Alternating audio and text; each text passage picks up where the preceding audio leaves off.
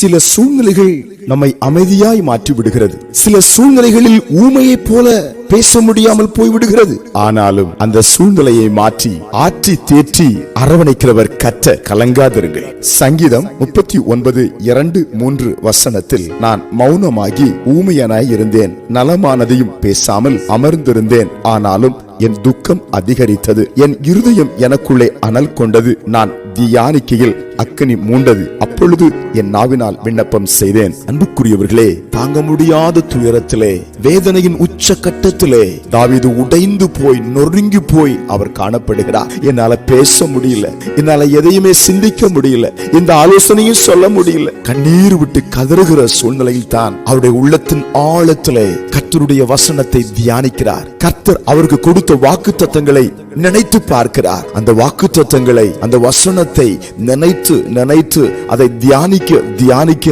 அந்த வாக்குத்தத்தத்துக்குள் இருந்த வல்லமை, அந்த ஆறுதல், அந்த சமாதானம் அவரை பலமடைய செய்கிறது. அவரை தேற்ற ஆரம்பிக்கிறது, ஆற்ற ஆரம்பிக்கிறது. ஒரு தாய் தேற்றுவது போல வசனத்துக்குள் இருந்து ஆவியானவர் அவரை தேற்றுவதை உணர்கிறார். அப்பொழுது அவர் உணர்வடைகிறார், மகிழ்ச்சி அடைகிறார். இந்த காலை வேளையிலே நீங்களும் ஒருவேளை இப்படிப்பட்ட ஒரு சூழ்நிலையில் கடந்து போய் கொண்டிருக்கிறீர்களா? கர்த்தர் உங்களை தேற்றுகிறவராய் உங்கள் அருகிலே இருக்கிறார். உங்களை கரம் பிடிக்கிறார், மார்போடு அணைக்கிறார்.